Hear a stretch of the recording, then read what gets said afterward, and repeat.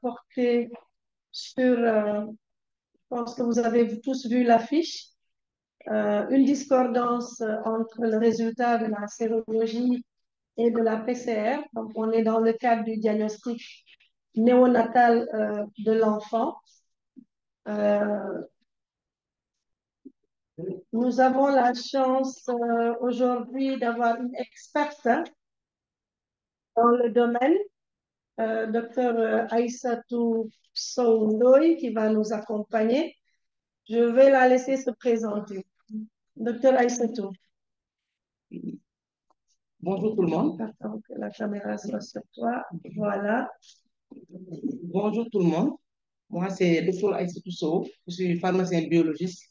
Je suis responsable du laboratoire d'analyse médicale du service de santé de la gendarmerie.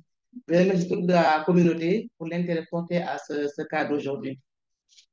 Merci beaucoup, Aïssatou. Ce qu'elle a oublié de vous dire, c'est elle est PhD en virologie et que justement, elle a soutenu sa thèse sur le diagnostic néonatal. Donc, je crois que vous ne pouvez pas rêver de meilleur expert pour nous expliquer, en tout cas, qu'est-ce qui se passe chez cet enfant.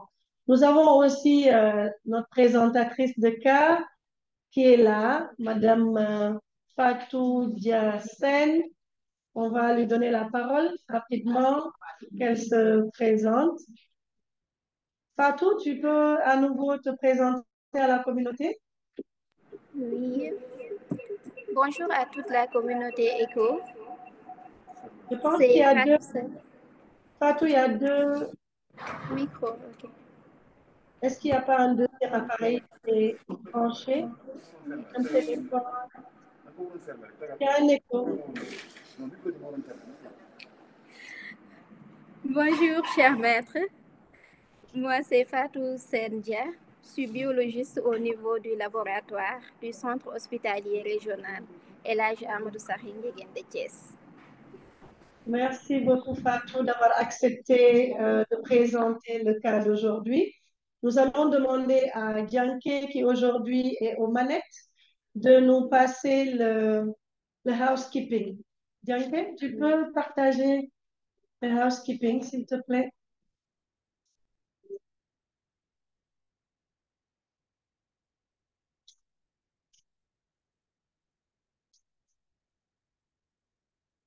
Est-ce que vous voyez l'écran?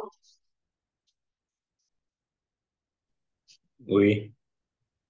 Parfait. En mode diaporama. Merci, Dianke. Donc, pour cette session, nous allons parler de la sérologie définitive d'un cas où la sérologie définitive est négative à 18 mois chez un enfant qui est infecté, qui a été déclaré infecté par le VIH. Je vais être la facilitatrice aujourd'hui par rapport à cette session. La présentatrice de cas, c'est Fatou Sendia qui vient de se présenter. L'expert, comme je vous l'ai dit, c'est Aïssatou Soundoy qui est pharmacien commandant, responsable du laboratoire d'analyse médicale du service de santé de la gendarmerie. Diapositive.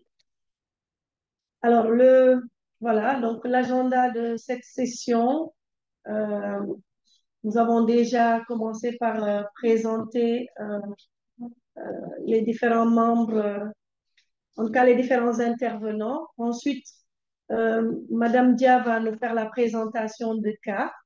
Nous allons ensuite échanger sur le cas donc, avec l'ensemble de la communauté. Puis, on vous demandera également à la suite de faire des recommandations. S'en suivra la présentation didactique de notre expert, des échanges sur cette présentation avant de clôturer. Diapositive. Voilà, comme vous le savez, vous acceptez d'être là avec nous au cours de cette session éco. Vous connaissez déjà les règles. Il faut fermer votre micro lorsque vous ne parlez pas. On vous demandera de garder votre vidéo allumée autant que possible pour nous permettre de bien interagir. voilà, lorsque vous prenez la parole, merci de présenter votre structure. Oui, c'est important d'avoir un débit Internet suffisant. Et si vous voulez vous poser une question, n'hésitez pas à lever la main, soit physiquement ou en utilisant les fonctions de Zoom. Diapo. Voilà, si jamais vous avez un souci, n'hésitez pas à envoyer un message via Zoom. Nous avons une équipe qui est là, qui se fera un plaisir de vous appuyer. Bien sûr, cette session, elle est enregistrée. C'est le principe même des sessions éco. Et donc, en étant là, vous acceptez d'être enregistré. Merci. Diapo. Les certificats de participation, on l'a dit, c'est après 3 à 4 participations à une thématique donnée. Nous avons abordé différentes thématiques, des thématiques sur la sérologie, des thématiques par rapport à la charge virale. Là, nous commençons aujourd'hui une thématique sur le diagnostic précoce. Et bien sûr, les données, vos données de connexion vont être utilisées donc, pour faire des analyses et savoir qui participe à ces sessions éco. Mais dans tous les cas, la confidentialité est assurée. Diapo suivante. Voilà, donc vous pouvez rejoindre le groupe WhatsApp, soit en scannant le QR code ou en cliquant sur le lien que vous voyez ici affiché. Diapositive. Voilà, nous vous remercions d'être avec nous. Merci, Dianke. Nous allons maintenant donner la parole à notre présentatrice de cas, à Madame Dia. Madame Dia, est-ce que vous voulez partager l'écran?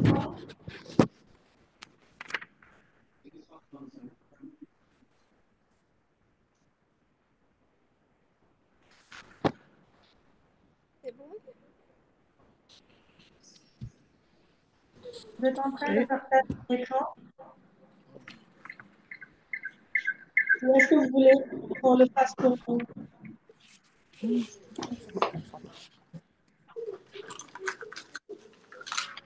Nous avons votre présentation. Donc, c'est comme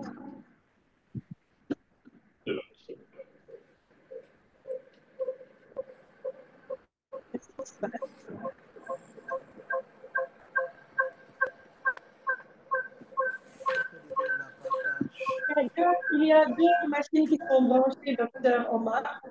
Soit un téléphone plus l'ordinateur, et ça crée un écho.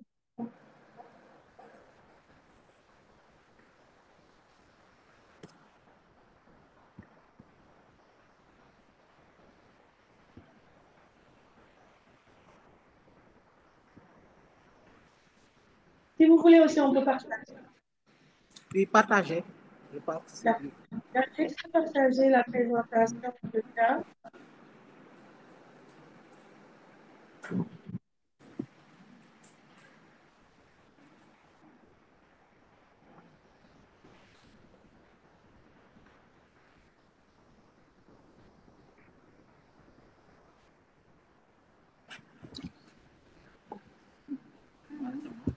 C'est bon?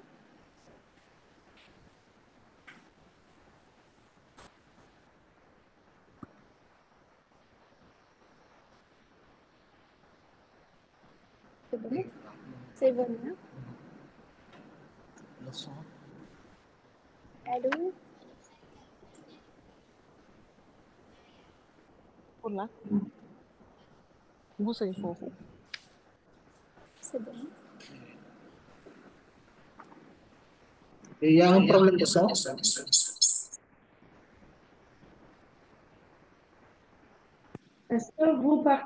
Est-ce que vous êtes en train de partager vous aussi en même temps ou est-ce que vous avez arrêté? Ça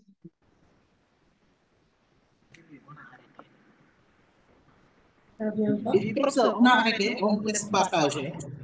D'accord, mais alors pourquoi ça vient pas? C'est bon?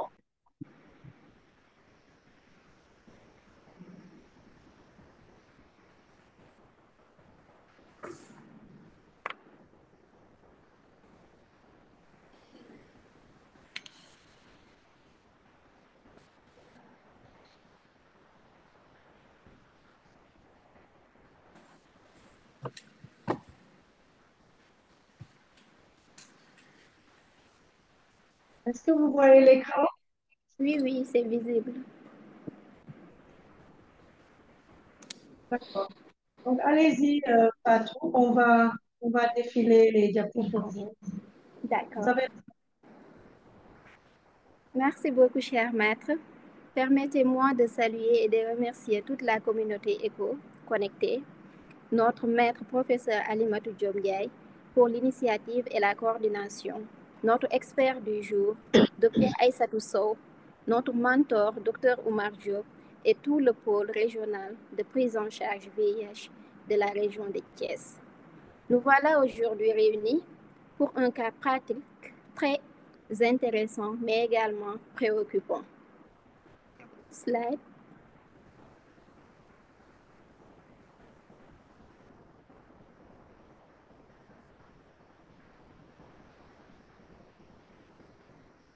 Allô?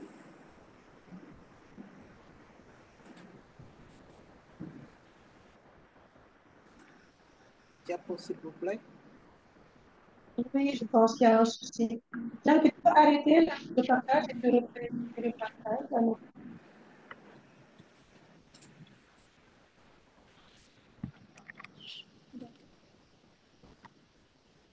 Ça va.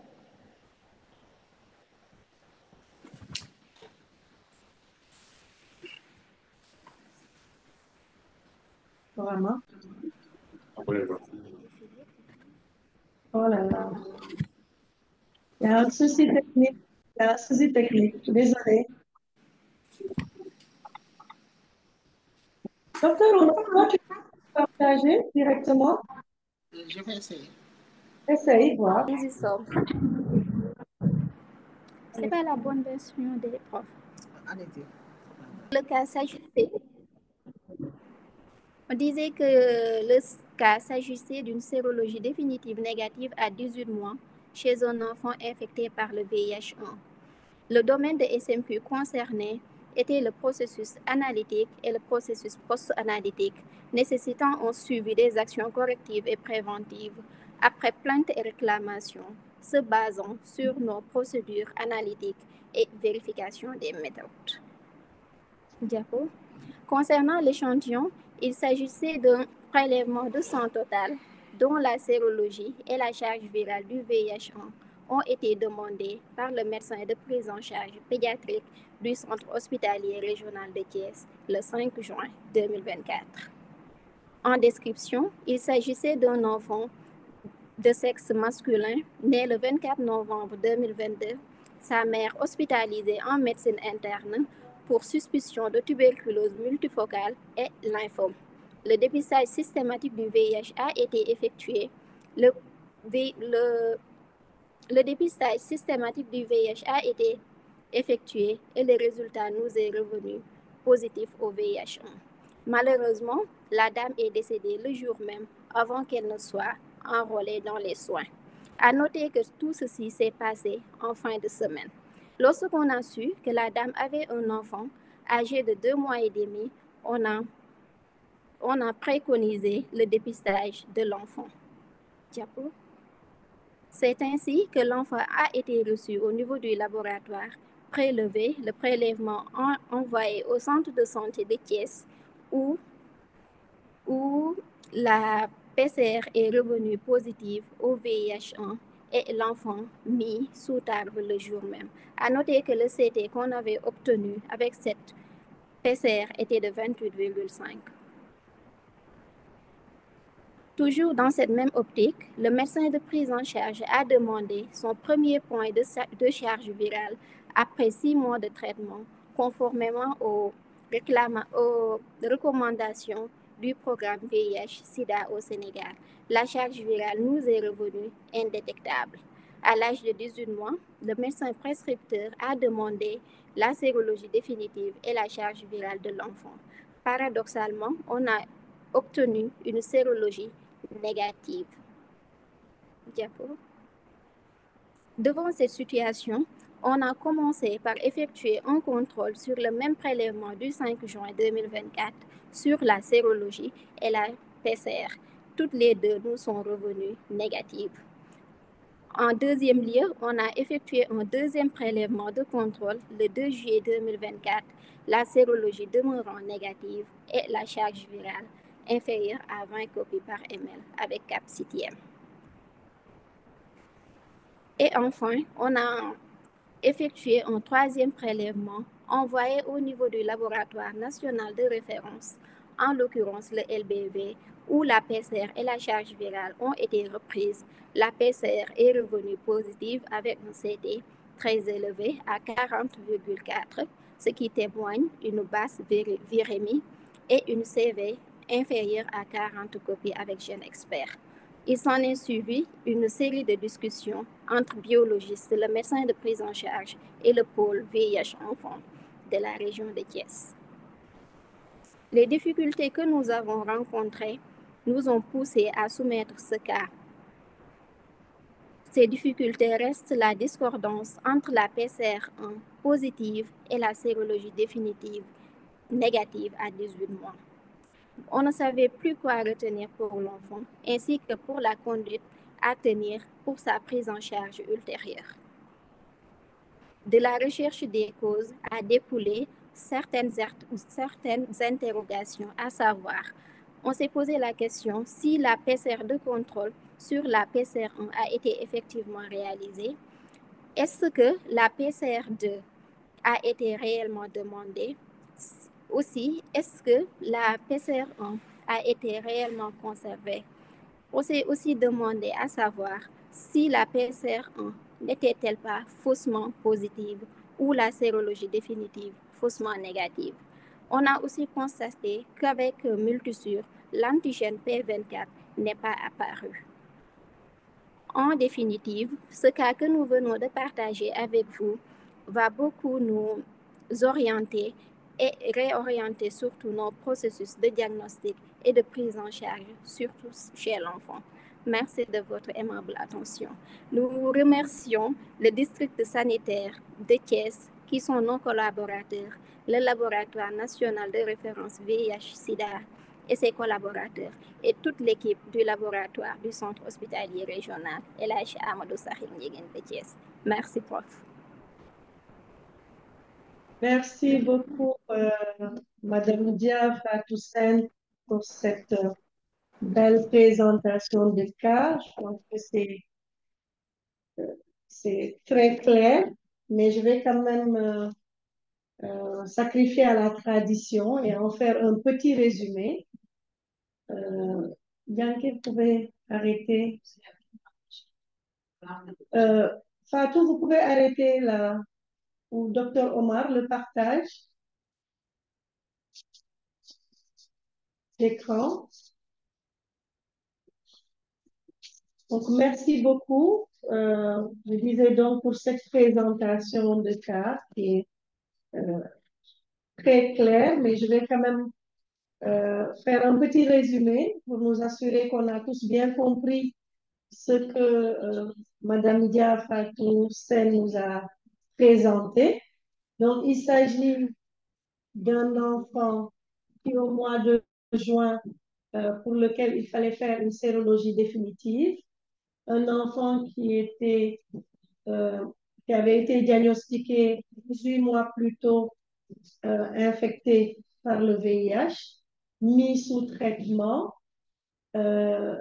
et on arrive au bout de 18 mois, à l'âge de 18 mois, on doit faire la sérologie définitive de cet enfant et on se rend compte que la sérologie est négative. Et c'est ça qui vous a conduit à retracer l'histoire de cet enfant, c'est-à-dire depuis le diagnostic de sa maman, qui est par la suite décédée. L'enfant a été diagnostiqué par GenExpert au centre de santé de Thiès avec un CT de 28,5. Cet enfant, malheureusement, de ce que j'ai compris, n'a pas eu de PCR de confirmation. Il a été mis sous traitement et depuis cette mise sous traitement, la charge virale au bout de 6 mois est revenue indétectable. Donc, pour quelqu'un qui est sous traitement, on considère que le traitement marche bien. On arrive à 18 mois d'âge où on s'attend à ce que la sérologie de l'enfant soit positive. Et là, on se retrouve avec une sérologie qui est négative. Et donc, partant de là, vous avez entrepris un certain nombre de, de contrôles, en particulier sur le même prélèvement, sur de nouveaux prélèvements. Et ce qui ressort, c'est que la charge virale de l'enfant apparaît très faible, inférieure à 20 copies avec le TACMAN, inférieure à 40 copies avec le gène expert. Et le gène expert, ici au niveau du labo de référence, a retrouvé une positivité également qui est quand même assez faible, avec un CT de l'ordre de 40. Donc, voilà le cas. Est-ce que j'ai bien résumé le cas, futur docteur Fatou? Bientôt. On ne vous entend pas.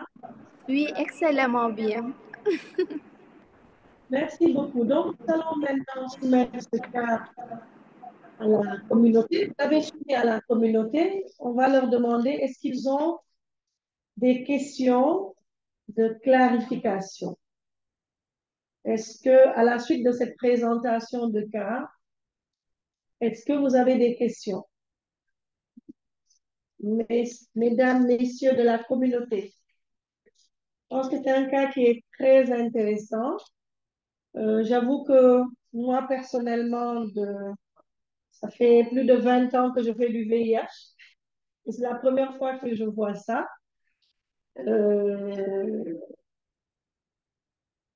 On s'attend à ce que la sérologie soit positive, mais la sérologie, elle est négative.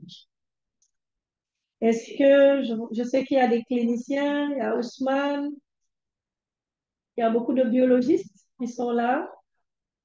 Nous avons des collègues même du Togo avec professeur Salou qui sont connectés.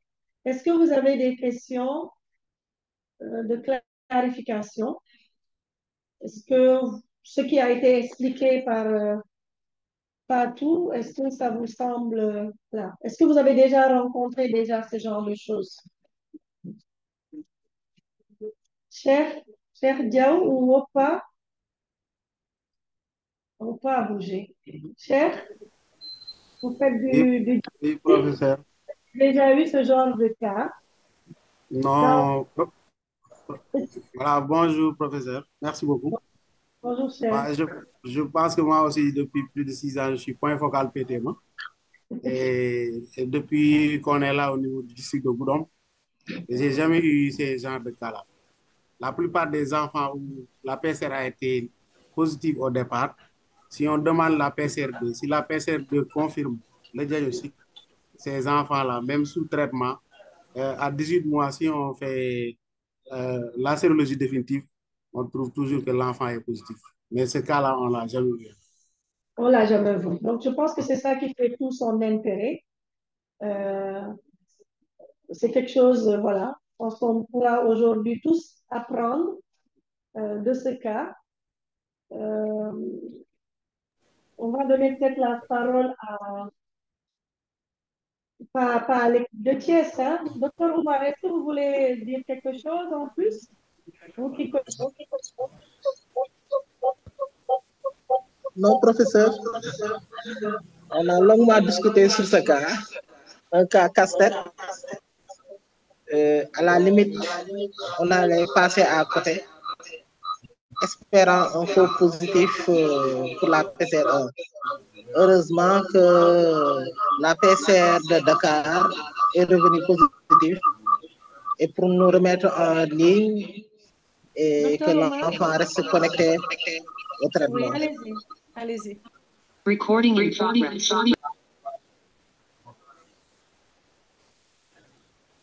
Oui, docteur, allez-y.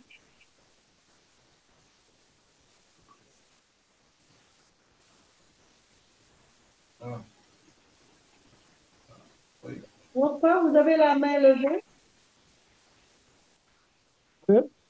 Comme vous venez de le dire, moi-même j'ai fait 8 ans au laboratoire national de santé publique en République de Guinée, mais c'est ma première fois de voir ce cas-là. Ça va tous nous enseigner.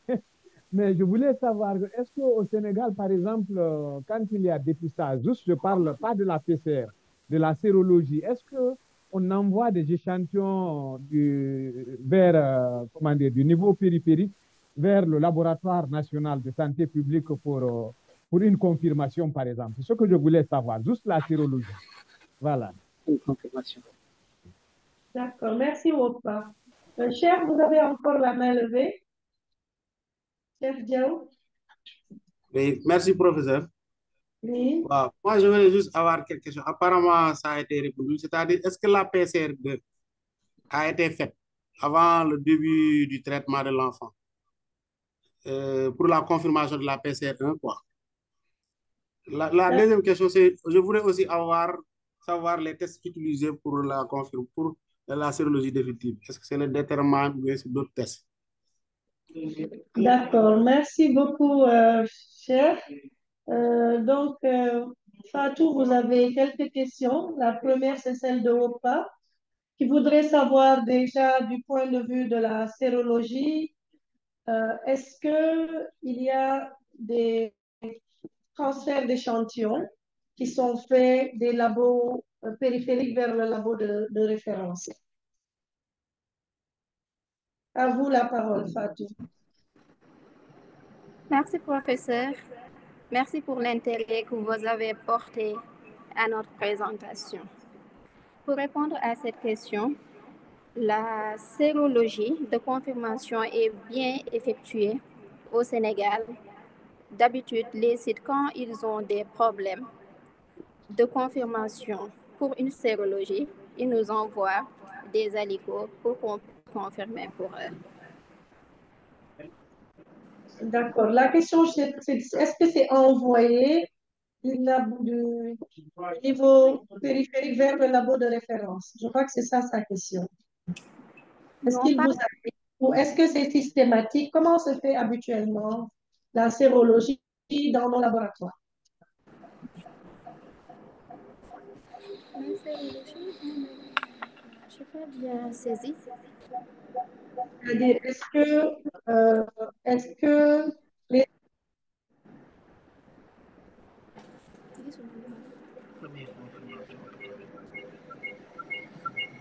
Oui. Voilà, la question qui est posée, c'est de savoir est-ce que au Sénégal, il y a des confirmations qui sont faites au niveau périphérique ou est-ce que les confirmations sont faites au niveau du labo? Les confirmations de la sérologie sont faites au niveau du laboratoire. C'est quand on a des problèmes d'indétermination qui nous surpassent qu'on réfère ça au du labo de référence. Voilà, merci. La deuxième question, c'est celle de Cher Diaw, docteur Cher Diaw, par rapport à la PCR2. À la PCR2. Oui. Merci beaucoup, cher. Quand on a pu faire la recherche des causes, on a effectivement trouvé que la PCR2 n'a pas été faite pour cet enfant. Aussi, pour la confirmation au laboratoire, on a utilisé en première intention le détermine comme test de screening. On a un gros souci aujourd'hui. Est-ce que vous m'entendez? Oui. Recording in progress.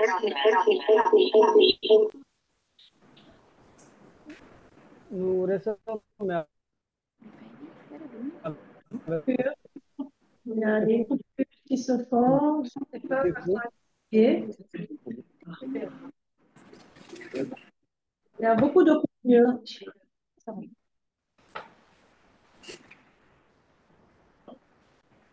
Il y a beaucoup de coupures. Est-ce que vous m'entendez? Oui, maintenant. Très bien. Désolée, je ne sais pas. Je pense que Internet, soit c'est le système qui ne supporte pas le nombre de connexion, mais Nous vous entendons. voilà. Il y a des cisaillements dans votre voix, mais on parvient à comprendre. OK. Ce qu'on va faire, je vais arrêter la grande caméra et je vais faire dire.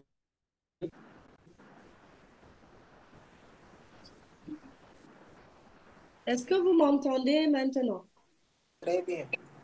Voilà, je pense C'est que beaucoup mieux.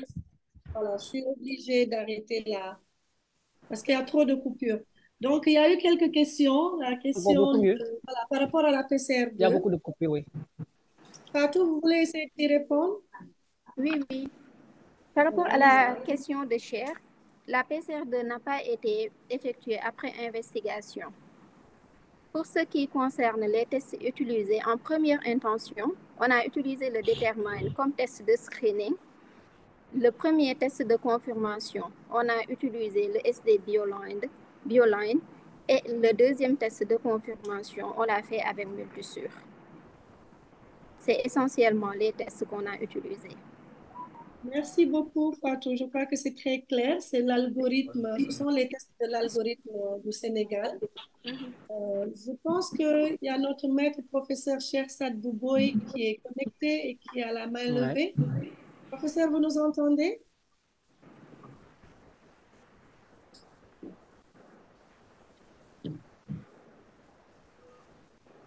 Est-ce que le professeur Boy nous entend?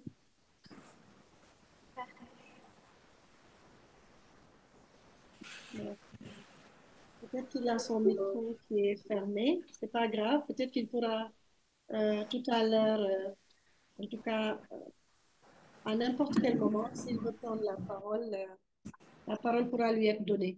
Donc voilà, cher, je pense qu'il y a eu quelques... Vous m'entendez, Alimoto? Oui, maintenant, prof, on vous entend. On vous entend très Voilà, bien. c'est juste pour... j'ai essayé de me connecter, mais je suis très, très séduit par l'approche parce que quand même, c'est une approche tout à fait innovante, interactive, qui permet aux différents acteurs de pouvoir dialoguer. C'est des cas pratiques. En tout cas, c'est un modèle qui est innovant et j'apprécie beaucoup parce qu'il ne s'agit pas d'un enseignement linéaire, mais de discuter des cas pratiques et j'apprécie énormément le leadership d'Alimoto et la participation de tous les acteurs au niveau national et international. Merci et bon courage. Merci beaucoup, professeur. Merci pour votre soutien indéfectible. Vous nous avez formés. Je pense que si nous en sommes là aujourd'hui, nous avons beaucoup appris de vous, de votre leadership à vous-même. Et nous vous remercions de l'intérêt que vous portez à cette session. Oui, nous avons la chance d'avoir professeur Salou. Professeur, est-ce que vous voulez dire un mot ou est-ce que vous vous êtes déconnecté? Professeur Salou? Non, prof, je ne suis pas déconnecté. J'ai changé de site. Je suis au bureau. J'ai suivi avec intérêt la présentation de cas. Je crois qu'essentiellement, ce que je retiens, c'est l'utilité de l'intervention en termes de diagnostic précoce que nous devons mettre en avant et la mise rapide sous ARV. Cela va nous permettre pour ces quelques enfants encore qui vont être infectés de leur garantir une bonne réponse, j'allais dire, au traitement antirétroviral. Moi, quand j'ai regardé, on a d'autres situations qui peuvent faire l'objet de présentation de cas qu'on pourrait peut-être à une autre occasion mettre sur la plateforme pour le partage avec la communauté. Moi, c'est ce que je voudrais dire. C'est un cas qui nous édifie et qui nous interpelle à vite agir. Merci beaucoup. Merci, professeur.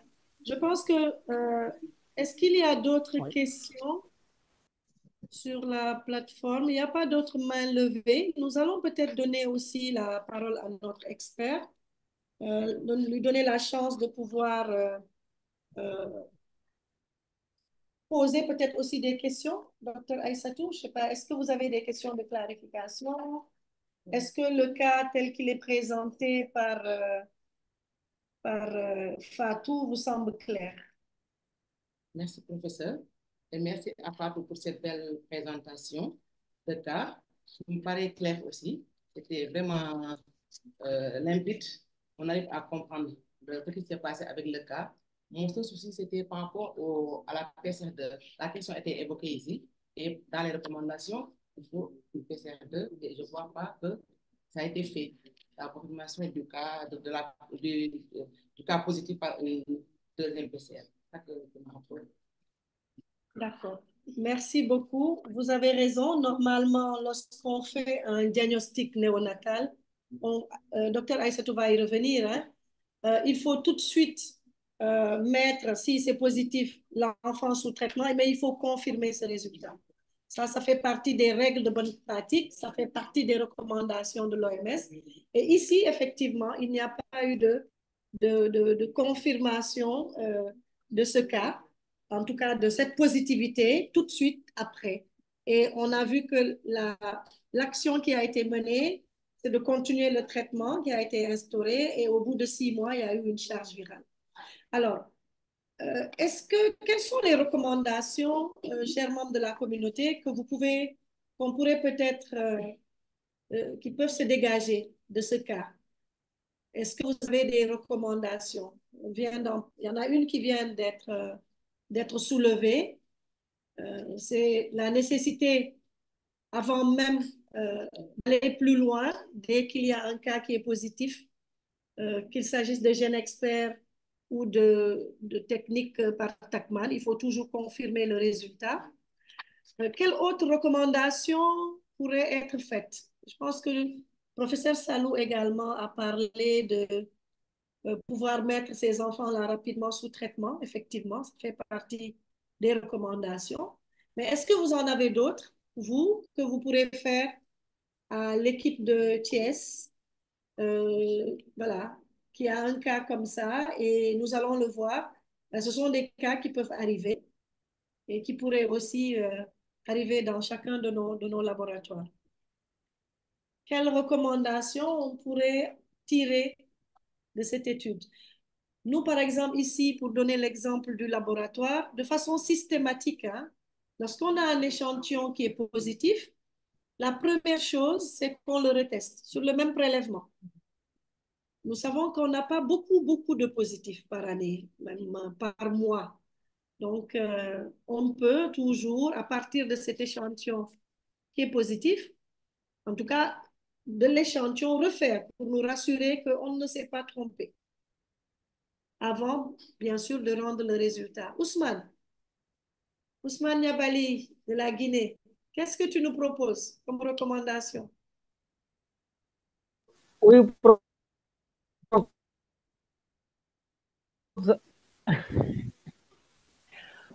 je salue tout le monde. Et voilà, on laboratoire de biologie moléculaire, c'est un cas vraiment qui est spécial, c'est nouveau aussi. On a tellement duré dans ce laboratoire, pas plus de 6 ans, mais on n'en a jamais rencontré comme un cas pareil comme ça. Donc, comme l'avait si bien dit, ma recommandation, surtout, c'est de respecter surtout les phases préanalytiques. Comme l'avait si bien dit, un cas qui est positif, il faut d'abord le retester avant une confirmation maintenant, avant de continuer le reste, en fait, de la routine. Je vous remercie. D'accord, merci. Je vois qu'il y a... Vous m'entendez? Oui, on vous a bien entendu, Ousmane. Oui.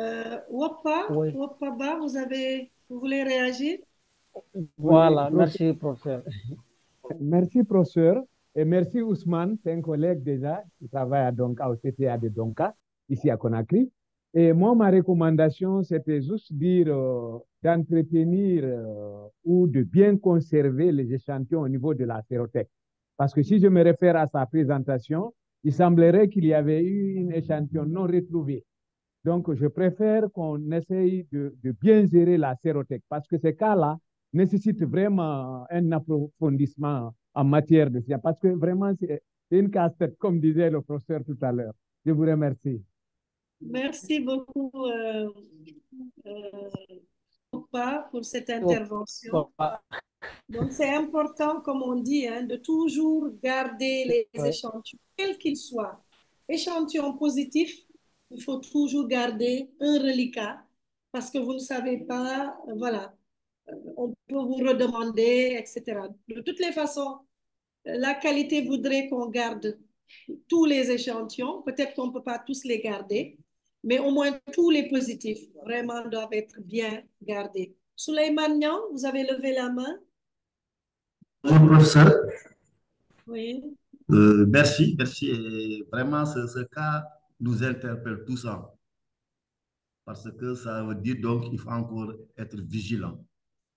Respect des normes et protocoles, mais il faut tout un chacun de nous pour avoir ce cas. Vraiment, aujourd'hui, il remet en cause tout ce qu'il faut. En tout cas, s'il ne remet pas, ça nous fait réfléchir qu'à tout moment, on peut avoir ces soucis. Et l'idéal, c'est de bien conserver, respecter les sérothèques, respecter les protocoles normes. Ça nous permet vraiment d'avoir des réponses. Parce qu'aujourd'hui, si on avait fait le PCR2, si on avait conservé les sérothèques, on aurait dû avoir des réponses beaucoup plus qui. En tout cas, mais quand même, merci à cette équipe. Vraiment, on tire le chapeau. Merci beaucoup. Merci beaucoup, Souleymane. Souleymane, vous êtes dans quelle structure?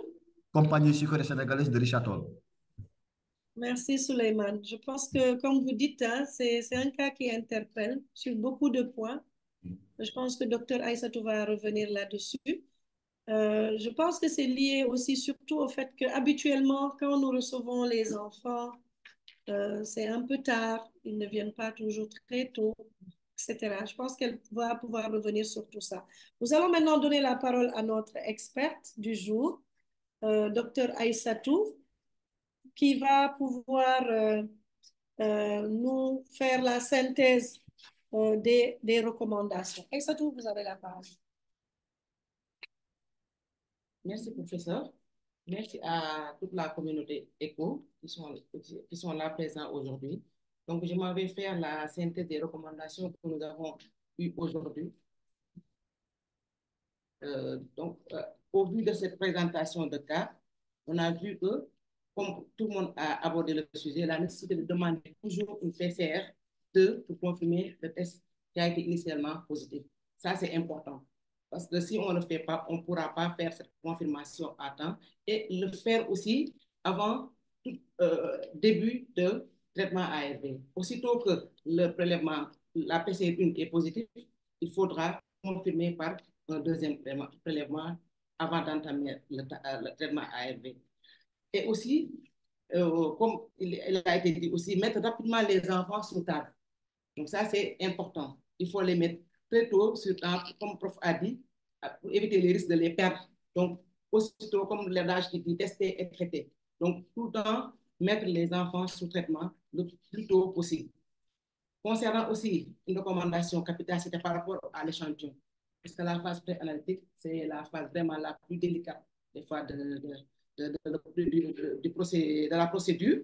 Et quand un échantillon n'est pas bien gardé, et on n'est pas sûr d'avoir de bons résultats. Donc, toujours garder l'échantillon, surtout positif, pour des besoins de retest. Et bien garder aussi. Il ne suffit pas de garder le prélèvement, mais bien les garder. Savoir à quelle température il faut garder les DBS, le sang total, les plasmas, y compris tous les échantillons qu'on reçoit au laboratoire. Donc, bien les garder. Donc, à ces recommandations aussi, je vais juste augmenter le fait de faire des PCR, privilégier les PCR d'enfants à la naissance. Donc, à la naissance, faire des PCR le plus tôt possible. Ne pas attendre 4 à 6 mois. En tout cas, l'idéal, c'est de le faire à la naissance, le plus tôt possible. Donc, par rapport aux recommandations qu'on a eues aujourd'hui, le reste, je vais les aborder sur la présentation que je vais faire, les éclaircissements que je vais apporter par rapport au cas. D'accord. Merci beaucoup, Dr Aïssatou. Je pense que c'est très clair. Nous avons un certain nombre de recommandations qui ont été données par la communauté, dont elle a fait la synthèse. Nous allons maintenant passer à la présentation didactique de l'expert. Mais avant cela, je crois qu'il y a quelques recommandations qui ont été données dans le chat. Sawadogo dit qu'il faut toujours suivre l'algorithme. Vous avez raison, on va y arriver. Cher Diaou, voilà, c'était par rapport aux recommandations. Mais avant, cher, je pense qu'il y a quelqu'un d'autre. Voilà. Voilà, c'est Sawadogo toujours qui dit qu'il faut vérifier les cas s'il n'y a pas eu de contamination possible. Adia Takko dit c'est un cas intéressant, mais il faut un respect strict de la phase pré-analytique et interpeller aussi, aussi bien les cliniciens que les biologistes dans la gestion de ce type de cas. Donc, merci à tous ceux qui sont intervenus et qui envoient leurs messages aussi sur le chat. Bouraïma du Togo, bonsoir Bouraïma, renforcer l'équipe de prise en charge des cas de VIH. Nous allons maintenant, à la suite de ces quelques recommandations, donner la parole à notre expert qui va nous faire sa présentation didactique. Est-ce que je la partage directement ici? D'accord. Donc, je pense que je l'ai reçu. Alors, donc ça a été dit, hein, vraiment, je pense que nous avons aujourd'hui un cas très, très, très intéressant qui interpelle, mais pour lequel, en fait, quand on a ce genre de cas, il faut toujours pouvoir s'assurer qu'en amont, toutes les précautions avaient été prises. Et les précautions, c'est quoi? C'est de pouvoir retourner sur un prélèvement et s'assurer que le résultat qui avait été obtenu, c'est bien le même résultat. L'autre chose aussi, je crois qu'il a été bien dite, c'est que un enfant qui est positif, on a l'échantillon au labo, pensez toujours à refaire le test une deuxième fois pour vous assurer que c'est effectivement bien de cet enfant dont il s'agit. Et bien sûr, au niveau de l'équipe de prise en charge, ce qui est demandé, c'est que dès qu'un résultat est positif, de pouvoir, comment dire, de pouvoir entamer le traitement en attendant qu'une deuxième PCR de confirmation soit faite. Voilà, donc je vais maintenant donner la parole à Dr Aïssatou pour sa présentation. Est-ce que vous voyez l'écran? Vous arrivez à voir l'écran? Oui. Ouais. C'est bien visible.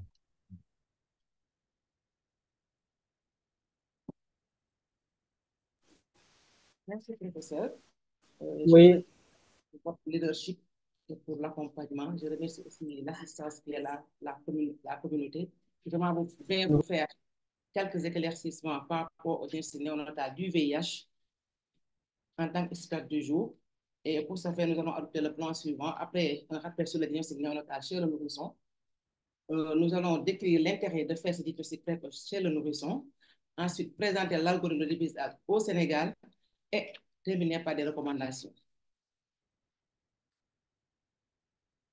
Donc, nous disons que l'infection à VIH chez l'enfant est le plus souvent due à une transmission mère-enfant du VIH. Ceci pendant la grossesse, l'accouchement ou l'allaitement. Plusieurs causes peuvent expliquer cette transmission, c'est-à-dire une mère infectée sans bénéficier d'un programme de prévention de la transmission mère-enfant. On peut avoir aussi une mère séropositive avec une charge virale élevée ou inconnue au moment de l'accouchement, ou bien un statut sérologique de la maman qui était inconnu jusqu'au jour de l'accouchement.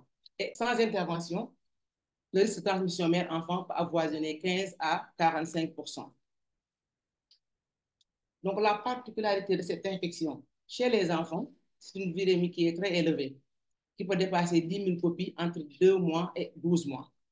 Avec un système immunitaire immature, donc le nombre de cellules infectées est assez élevé, et ce qui est à l'origine d'un pronostic sombre, particulièrement en Afrique, où le taux élevé de cette mortalité chez les enfants peut être aussi dû à des infections intercurrentes, à la malnutrition, à l'insuffisance aux soins de santé primaires, mais aussi et surtout à l'absence au retard de diagnostic précoce de certitude. Donc, quel est l'intérêt de faire le diagnostic néonatal chez le nourrisson? Chez l'enfant, on a des symptômes du sida qui sont accélérés, avec des risques de transmission très élevés lorsque les mères ne sont pas mises sous traitement ARV très tôt. Donc, l'absence de traitement peut occasionner la mortalité qui peut atteindre 30% à l'âge de 1 an, 50% à l'âge de 2 ans et 75% à l'âge de 5 ans. Donc, d'où l'intérêt de recourir au test de diagnostic néonatal à la naissance ou 4 à 6 semaines pour pouvoir déceler une primo-infection. Donc, les techniques recommandées, ce sont des techniques de biologie moléculaire, après des techniques PCR, qui permettent de détecter très tôt l'ADN intégré dans les cellules, communément appelé l'ADN proviral, et de mettre sous traitement ces personnes le plus tôt possible. Par contre, si ce diagnostic est retardé, on aura donné le virus le temps de se répliquer et de produire des particules virales qui vont être libérées dans le sang périphérique, et c'est ce qui est détecté par nos charges virales, et c'est ce qui donne un pronostic sombre. Donc, vous conviendrez avec moi que plus le diagnostic est précoce, plus la personne est mise sous traitement très tôt, et c'est ce qui est le bon pronostic. Donc, le diagnostic sérologique que nous avons toujours connu n'est pas recommandé dans ces cas de situation. Pourquoi? Parce qu'on note une persistance des anticorps maternels jusqu'à l'âge de 18 mois chez les enfants. Comme nous le voyons sur ce schéma, la figure verte montre la persistance, on a toujours des anticorps maternels chez l'enfant. Et ces anticorps tendent à décroître quand l'enfant n'est pas infecté, au bout de 18 mois. Et à l'opposé, si l'enfant est infecté, nous notons bien que l'anticorps de la maman disparaisse, mais nous notons aussi un accroissement des anticorps de l'enfant jusqu'à 18 mois. C'est ce qui a fait qu'on recommande dans les nouvelles recommandations de l'OMS de faire les tests sérologiques après 12 mois. Si ces tests sont des tests combinés, c'est-à-dire qu'ils détectent aussi bien l'anticorps que l'antigène P24. Donc, quels sont les supports qu'on doit utiliser pour faire ce type de tests? Donc, nous pouvons utiliser le sang total, mais prélevé sur type EDTA. Ne jamais utiliser les types héparinés qui peuvent inhiber notre PCR. Donc, on peut utiliser aussi les DBS. Le diagnostic DBS a été commencé au Sénégal depuis 2007. Et les étapes pour faire ces 4 DBS sont là, qui sont simples d'utilisation, de conservation, mais aussi de transport. Et dans tous les cas, nous devons utiliser une technique de PCR, c'est-à-dire quand on démarre avec l'ADN, ou bien des techniques de RT-PCR si on a l'ARN. Et les différentes étapes à respecter restent les mêmes, à savoir l'extraction de matériel génétique par les listes cellulaires. Après cette extraction, nous allons avoir une amplification du matériel génétique extrait qui sera aussi détecté. Donc, tous ces tests sont régis dans un algorithme.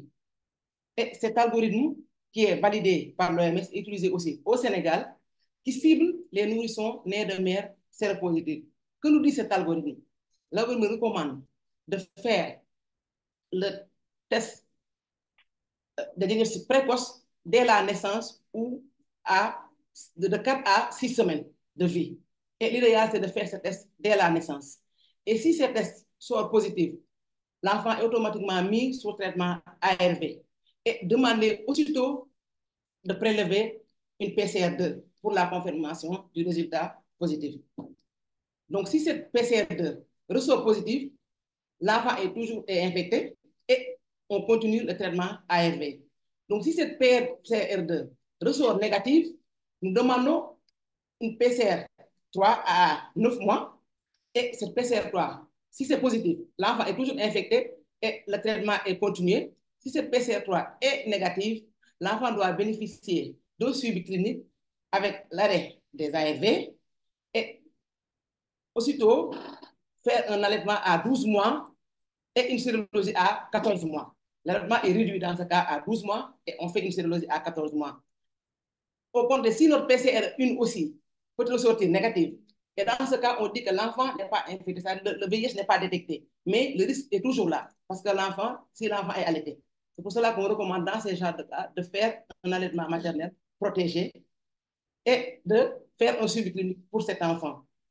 La sérologie sera faite aussi pour cet enfant après un allaitement de 12 mois et aussi après un allaitement de 12 mois, on fera la sérologie à 14 mois. C'est ce que dit l'algorithme de diagnostic au Sénégal. Donc, en résumé, si on a un nourrisson né de mère séropositive dont le statut est connu, il faudra faire la PCR à la naissance, faire une prophylaxie ARV à la naissance, faire une PCR entre 4 et 6 semaines, et la PCR2 est faite pour confirmer une PCR, une qui est positive. Et on peut avoir besoin d'aller vers la PCR3, qui est faite si seulement les PCR1 et 2 sont discordants, comme l'a bien dit l'algorithme. Donc, chez les nourrissons qui sont exposés et que la mère, la sérologie n'est pas connue, et on note que l'enfant est symptomatique, il faudra le plus tôt possible faire une PCR pour l'enfant à moins de 14 mois et mettre sous traitement ARV. Donc, tous ces tests ne sont pas exempts de discordance, comme on en a parlé tantôt. On peut avoir des discordances entre les techniques de PCR. Par exemple, si on peut avoir une discordance entre la PCR1 et la PCR2, PCR1 négatif, PCR2 positif. Donc, l'enfant peut être, c'est possible. Et des fois, c'est des cas qui ne sont pas rares. Ça se voit. Donc, ça veut dire que l'enfant a été contaminé pendant l'allaitement. Parce que si la mère n'est pas observante à son traitement et a vraiment une charge virale détectable pendant l'allaitement, il peut contaminer l'enfant. Car on n'est pas sans savoir que le lait maternel laisse passer les particules virales. Donc, on peut aussi avoir des cas où la PCR1 est positive, la PCR2 négative. Là-bas, la sérologie peut être positive ou négative. Mais dans le contexte où nous sommes, nous avons vu que ici, la sérologie était, le cas où nous avons la sérologie définitive était négative. Et nous avons vu une PCR3 positive au niveau du laboratoire de référence. Et ce cas, comme tout le monde a dit, est rare. Elle est troublante aussi, mais ce n'est pas un cas qui est impossible. C'est pas la preuve, on en a. Ce n'est pas un cas qui est impossible. Et cela peut s'expliquer par une absence de séroconversion de l'enfant qui a été mis sous traitement très précocement. Parce que certains enfants mis sous traitement très tôt peuvent ne pas avoir le temps de séroconvertir, c'est-à-dire de produire des anticorps. Parce que la production d'anticorps, comme nous le savons tous, est liée à une réponse à une agression de l'organisme. Et lorsque l'organisme, qu'est-ce qui agresse l'organisme? C'est le virus et les antigènes viraux. Et quand l'enfant a été mis sous traitement très tôt, donc, il a réagi avec une bonne observance. Donc, l'enfant n'a pas eu le temps de produire des anticorps parce que le virus n'a pas eu le temps de synthétiser les antigènes qui doivent occasionner la production d'anticorps. Et ce qui s'est passé sur ce cas, nous pensons que ce qui s'est passé avec le cas présent que nous avons ici, qui était très intéressant, et était intéressant de le partager avec tout le monde. Donc, pour parler des plateformes, on a plusieurs plateformes dédiées au niveau pour faire le diagnostic précoce. Nous avons les plateformes conventionnelles telles que le Roche-Cap-CTM, le générique biocentrique. Nous avons aussi les plateformes point of care, telles que l'Imprimant, qui nous permet de faire le VIH1 et le VIH2. Nous avons aussi le GenExpert, qui a été utilisé dans ce cas précis. Et sont des techniques point of care qui sont faciles d'utilisation et d'installation, qui sont robustes, autonomes et avec un délai de résultat le même jour. Et la technique GenExpert a aussi l'avantage de travailler sur les DBS et sur les prélèvements de sang total. Donc, c'est la plateforme qui a été utilisée dans ce genre de cas. Donc, comme recommandation, comme on vient de voir avec les recommandations de la communauté, toujours réaliser un test virologique chez le nourrisson à moins de 14 mois. Ce test doit être réalisé à la naissance, parce que des fois, il y a des risques de contamination très élevés chez l'enfant. Si l'enfant est né, comme je viens de dire tantôt, l'enfant est né de mère séropositive avec une charge virale élevée à l'accouchement, ou bien avec une mère séropositive qui n'était pas dépistée auparavant. Donc, vraiment, il est recommandé de faire cette diagnostic à la naissance. On peut le faire aussi au niveau de la PCR à 4 à 6 semaines, ou dès que possible, pour éviter les risques de perte de vue. Il faudra aussi communiquer les résultats des tests virologiques dans les plus brefs délais. Ceci est possible maintenant, parce qu'on a les techniques de point of care qui nous permettent d'avoir nos résultats le même jour, de les communiquer au centre de consultation de l'enfant.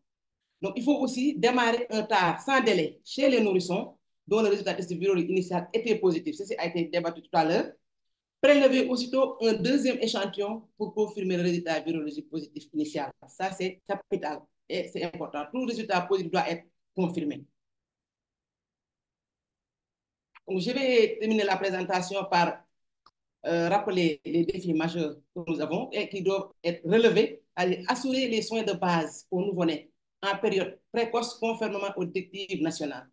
Aussi, assurer la prophylaxie aux ARV dès la naissance, assurer la prophylaxie au cotrimoxazole dès la 6e semaine postnatale, conduire une pratique alimentaire optimale, c'est-à-dire mettre l'enfant sur allaitement maternel protégé. Mais aussi et surtout faire le dépistage précoce chez l'enfant dès la naissance ou le plus tôt possible. Cela peut vraiment sauver beaucoup de vies. Assurer aussi le suivi du nourrisson, c'est important, jusqu'à la connaissance du statut du VIH final. Je vous remercie de votre attention. Merci beaucoup, Dr Aïssatou, pour cette belle présentation qui revient sur l'intérêt du diagnostic néonatal, également l'algorithme et les recommandations qu'il faut en tirer, et surtout par rapport à ce cas, qu'est-ce qu'il faut retenir. Je dois dire que pour ce cas, nous avons requis aussi l'avis des collègues. Hein. Nous avons discuté, ça a été dit, avec des pédiatres, les pédiatres de l'hôpital de Diamniadio, professeur Ndeirama, mais également avec des collègues de la Pitié-Salpêtrière en France. Parce qu'en réalité, c'est vrai, dans notre pratique courante, nous ne rencontrons pas souvent ces cas parce que très souvent, nos enfants, ils sont mis sous traitement un peu tard. Et quand vous mettez l'enfant, vous ne le mettez pas très tôt sous traitement, ou si le traitement n'est pas bien conduit, parce que ça aussi, c'est un autre problème que nous avons dans la prise en charge des enfants, bah, la charge virale ne va pas être indétectable. Ça veut dire qu'à un moment ou à un autre, si on n'empêche pas le virus de se multiplier, ce qui va se passer, c'est que le virus va se multiplier, il va entraîner, aller réinfecter d'autres cellules, et conséquence de tout ça, le virus circule dans le corps, il va y avoir une synthèse d'anticorps. Mais si, comme on l'a vu, le traitement est institué très tôt, comme ça a été le cas ici, et maintenu véritablement avec une charge virale indétectable, eh bien, cet enfant-là, si le virus ne circule pas, il ne pourra pas synthétiser d'anticorps. Et ça nous amène même aux discussions sur qu'est-ce qu'on fait pour cet enfant. Est-ce qu'il faut arrêter le traitement pour nous prouver qu'il est bien infecté? Mais dans ce cas, si on le fait, le virus va aller infecter d'autres réservoirs, c'est-à-dire qu'il va aller infecter d'autres cellules. Alors que ce n'est pas ce qu'on veut, ce qu'on cherche, c'est vraiment à réduire au maximum les cellules qui sont infectées. Donc, pour dire que vraiment, c'est un cas qui nous semblait très intéressant, et Dr Aïssatou, tout comme Fatou, notre présentatrice de cas, ont vraiment réussi à le partager correctement. Est-ce que vous avez des questions de clarification par rapport à la présentation de Aïssatou? Est-ce que vous avez des commentaires que vous voulez faire? Mesdames, messieurs de la communauté, est-ce qu'il y a des choses qui ne sont pas encore claires? Puisque comme on l'a dit, ce n'est pas un cas courant, ce n'est pas des choses que nous avons l'habitude d'observer. Oui, il y a une petite main qui est levée. Jean-Paul Zimba. Vous nous appelez d'où, Jean-Paul? RD Congo? Votre micro est fermé.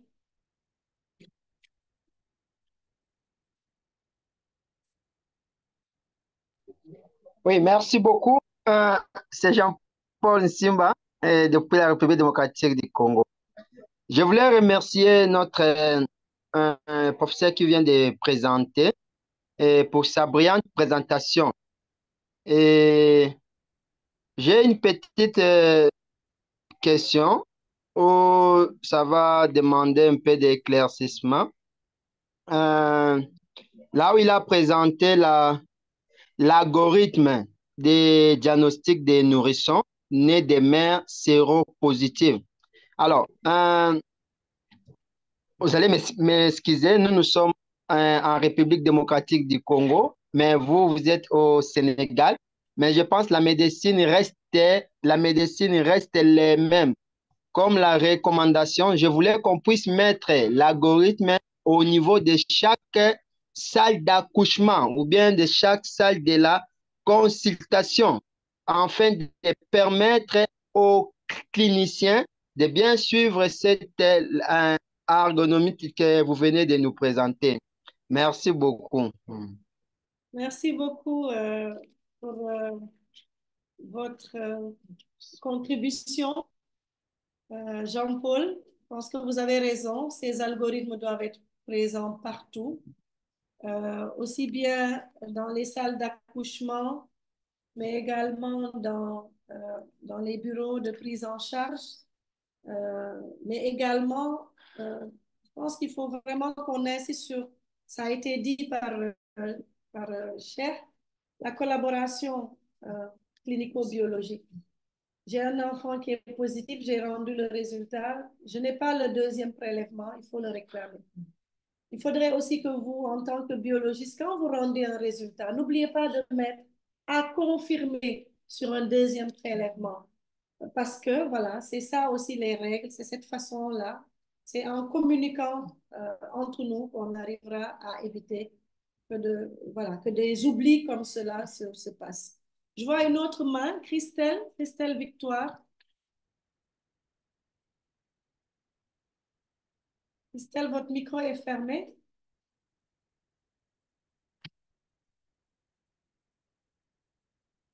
Christelle, est-ce que vous voulez prendre la parole? Oui, bonsoir à tous. Bonsoir. Oui, je remercie déjà toutes les premières présentations. Elles ont été vraiment édifiantes. Mais là, j'ai une question. Je voudrais savoir, quand vous allez parler d'assurer le suivi nutritionnel du nourrisson dès sa naissance dans les défis, mais je veux savoir aussi comment assurer un bon suivi nutritionnel du nourrisson né d'une mère séropositive, surtout pour un enfant qui est séropositif dès la naissance. Et la deuxième question, excusez-moi au préalable, je n'ai pas dit que j'avais deux questions. La deuxième question aussi, quelle est l'alimentation vraiment préconisée pour un enfant né d'une mère séropositive et qui, à la naissance, cet enfant est testé négatif. Donc, quelle est donc l'alimentation à préconiser pour cet enfant? Merci bien. D'accord, merci beaucoup Christelle. Je pense que la question est bien notée. Vous voulez savoir quelles sont les recommandations en termes de nutrition d'un enfant qui est infecté, c'est bien ça, et d'un enfant qui n'est pas infecté. C'est ça, c'est les deux? Oui, c'est bien ça, madame. Merci. Merci, professeur.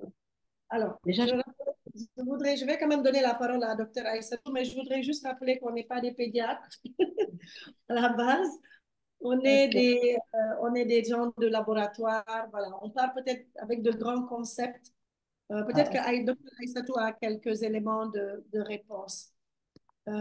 Docteur Cheikh Diaw, vous avez levé la main.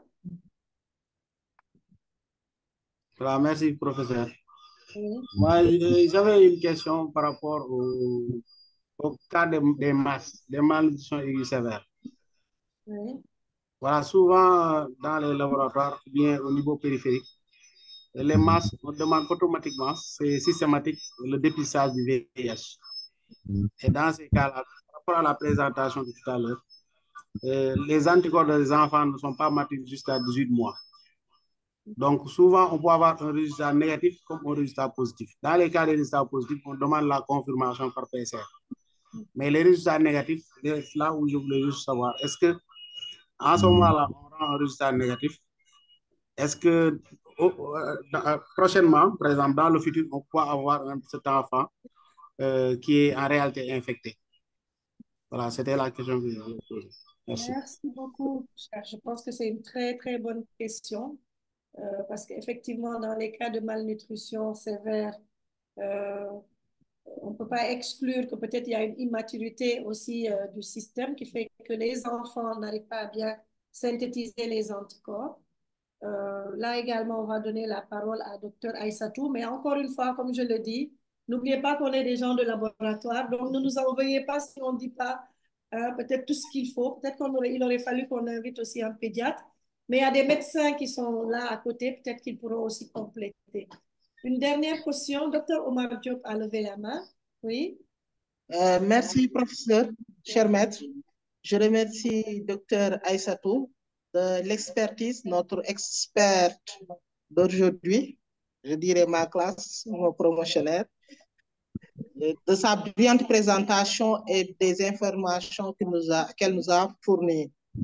Ce cas a été très préoccupant. C'est pourquoi on a pris des décisions qu'on pourrait partager avec vous.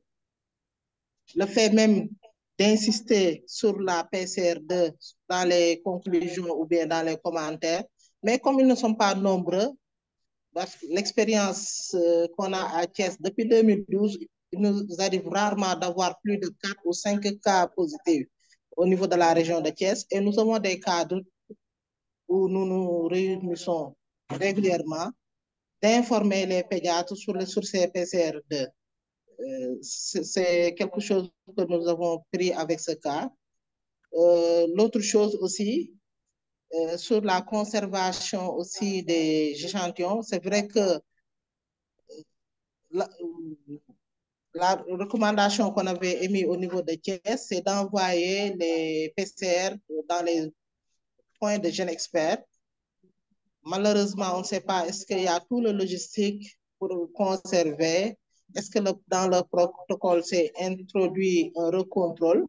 Mais on va s'assurer en tant que point focal de tous ces éléments et essayer de conserver, comme l'a dit. Donc, je termine par réitérer mes remerciements envers Dr Aïssatou. Et professeur, hein, depuis 10 jours, on est en train d'éplucher ce cas, de trouver, parce qu'il fallait répondre aux cliniciens qui n'attendaient que pour agir.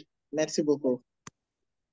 Merci beaucoup, Dr Omar. Je vais maintenant donner la parole à Dr Aïssatou qui va répondre aux nombreuses questions qui ont été posées. Dr Aïssatou, vous avez la parole. Bon. Merci, professeur.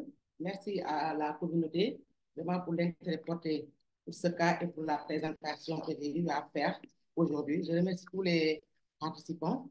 Donc, pour la question 1, comment assurer un bon suivi de l'enfant séropositif?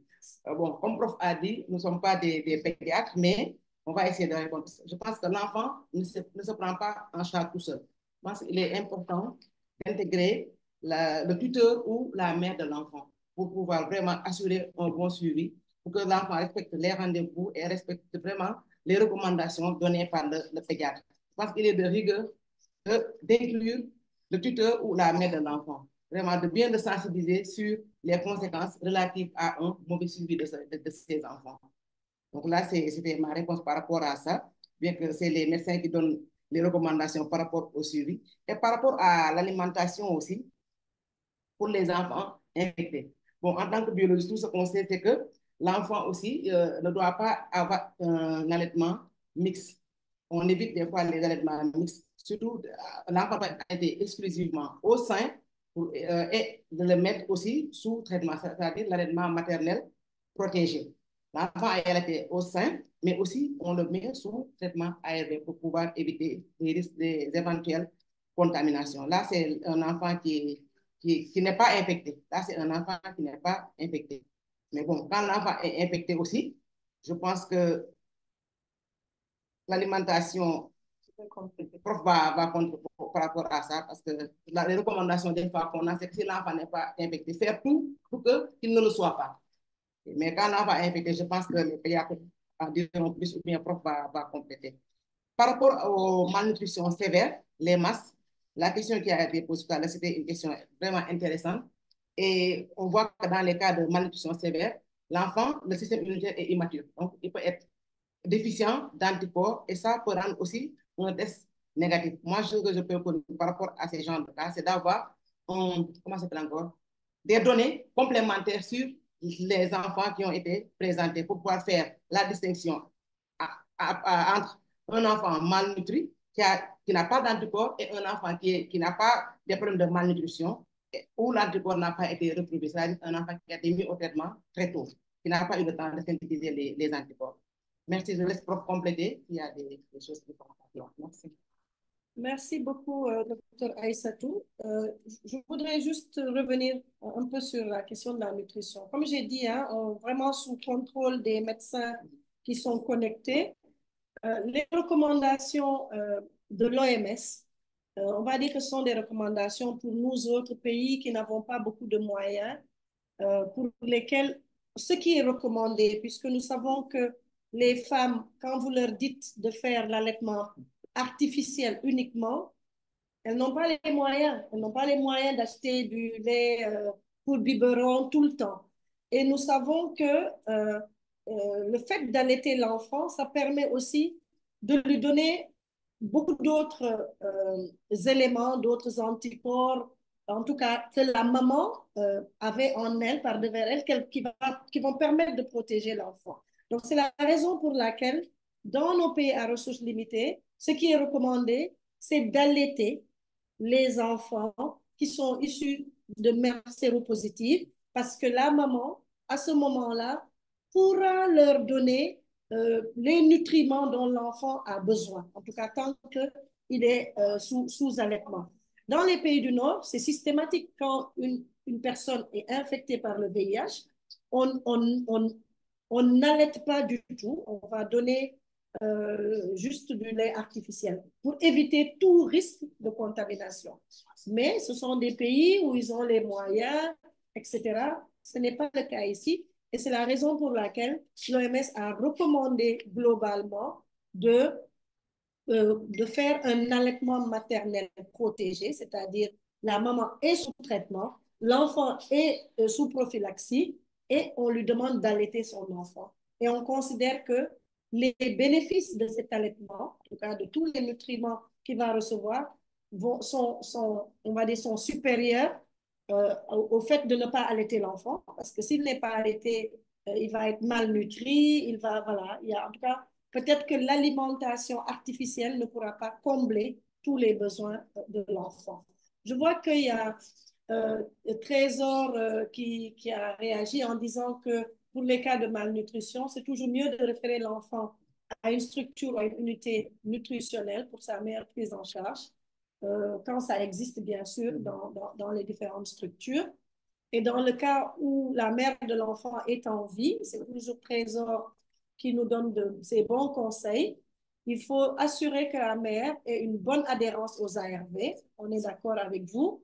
Il faut vérifier sa charge virale tous les 3 ou 6 mois pour s'assurer effectivement que la maman ne va pas contaminer l'enfant. Malheureusement, il n'y a toujours pas de sondage. Je pense qu'on va peut-être y arriver. Il y a un sondage que vous avez... Un sondage va être envoyé? D'accord. Je pense qu'on est en train de me faire plein de grands signes. Je vais donner la parole à Conan qui va dire ce qu'il dit. Ok, merci beaucoup. En fait, dans le chat, vous pouvez voir, nous avons partagé un feedback. C'est pour votre retour, c'est pour pouvoir améliorer nos sessions. Vous avez vu, on essaie chaque jour de travailler un peu plus pour améliorer, mais nous avons besoin de votre feedback. Voilà, vous permet de vous donner des sessions de qualité. Pour vous remercier. Merci beaucoup, Conan. Je vois aussi qu'il y a Pierre-Olivier qui a levé la main. Vous voulez dire un mot, Pierre? Une question? Bonjour, professeur. Bonjour, Pierre. Oui, longtemps. Oui, ça fait longtemps. Merci pour cette belle présentation du docteur Aïssatou. Merci à vous, cher maître, vous nous avez enseigné à l'ESP. Ça fait plaisir de vous entendre, ça fait plaisir toujours. C'est vrai, je me souviens de vous. Vous êtes gendarme, non, Pierre? Voilà, je suis avec le docteur Aïssatou. Si, je me Et souviens. elle, mon chef frère. En tout cas, je la félicite et l'encourage aussi pour cette brillante présentation. Et j'aimerais intervenir dans ce même cadre. pour la prise en charge des enfants qui naissent de mères séropositives. Et pour rappeler que pendant la 3e phase de la grossesse, en fait, dans le cadre de la PTME, on demande toujours à ce que cette maman soit mise sous ARV. Parce que pendant ce dernier trimestre, il y a beaucoup d'échanges entre la maman et l'enfant, effectivement. Et la barrière photoplacentaire, elle est très perméable. Et donc, cette prise d'ARV doit continuer une fois que l'enfant naît aussi. Et c'est pour quand même, quand la maman va allaiter, il y a peu de virus qui vont, voilà, qu'on trouvera dans le lait maternel. Avec ces prises d'ARV précoces, et ce dépistage précoce aussi chez le nouveau-né, ça permet en fait d'avoir des chances d'avoir un enfant qui naît de mère séropositive, mais qui peut être non infecté. Et donc, c'est important pour que nous, praticiens, effectivement, comme vous l'avez dit tantôt, qu'on puisse faire ce dépistage précoce pour aider ces enfants à être séronégatifs. En tout cas, c'était mon maître mot, c'était voilà, ma contribution par rapport à cette belle présentation que j'ai beaucoup aimée. Et je félicite aussi l'équipe de Thiès qui ont présenté antérieurement le cas, ce cas, qui est un cas d'école qui interpelle tout le monde pour que nous puissions respecter effectivement les procédures édictées par rapport au dépistage, bien alicoter les sérums et les conserver, comme le docteur Ressoud l'a dit, à des degrés indiqués. En tout cas, merci et voilà, que ECHO continue de rayonner. Ça a été une belle présentation. Merci. Merci beaucoup, Pierre. Nous attendons vos présentations de cas. Je pense que c'est comme ça qu'on fera vivre cette communauté. Il faut que... Ah, je vois Gagne Siri, notre ancienne présentatrice de cas, qui est là. En tout cas, merci beaucoup à tous. Je vois aussi Mengue Fall qui est au labo. Je pense qu'elle est en train peut-être de faire un génotypage. En tout cas, merci à tous ceux qui sont connectés. Je voudrais quand même qu'on applaudisse vraiment notre présentatrice de cas et l'équipe de Thiès pour avoir d'abord voulu partager ce cas et de la façon dont ça a été fait. Merci beaucoup. Professeur, oui, il faut me faire... Professeur, je suis là. Je suis là. Oui, vous voulez je suis là. Oui, je vois. Allô? Qui a la parole? Oui, Oui. c'est le professeur Ah, professeur Mamadou Ndiaye, merci. Professeur Mamadou Ndiaye. Oui, professeur, allez-y, vous avez la parole. Professeur, vous voulez prendre la parole ou c'était seulement pour saluer? Oui. Professeur Mamadou Ndiaye de la pharmacologie, pharmacien colonel Mamadou Ndiaye. Oui, je crois que c'est l'ancien Mamadou Ndiaye. Allô? Oui. Oh, c'est coupé, hein? Je pense que votre connexion est, c'est lui, oui, c'est lui. En fait, est un peu instable aussi. Merci beaucoup, l'ancien, d'être avec nous. C'est le professeur Mamadou Ndiaye. Oui, oui. Vous voulez félicitations et bon courage. Non, c'est juste pour féliciter. Bonne continuation aussi. Merci. Merci beaucoup, l'ancien. Merci pour votre soutien et votre accompagnement. Oui. Je crois que nous avons eu 1h30 d'échange très intense avec beaucoup de partage. Merci à Mariata, merci à Bouraïma, merci à Bintalali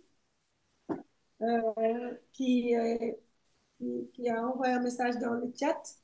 Oui, les présentations vont être partagées, Bouraïma. Merci beaucoup à tous. Nous vous invitons aussi à partager vos cas. Comment? Ah, il y a Hélène. Bonjour Hélène. Ah, elle est toujours là. Merci d'être avec nous. Merci à tous. Nous sommes à 1h30 de session. Nous étions plus de 70 à nous être connectés et à participer, à échanger. Voilà, nous vous remercions. Nous remercions encore une fois les présentateurs de cas, Dr Aïssatou, l'expert du jour, et tous ceux qui ont bien voulu prendre la parole et qui nous ont accompagnés dans cette session. Voilà, on se dit à dans 15 jours pour une nouvelle présentation de Écolabo Bonne Pratique. Cette fois-ci, je veux un cas qui vienne de l'étranger. Nous avons la Guinée, nous avons le Togo, nous avons le Burkina, nous avons la RD, Congo.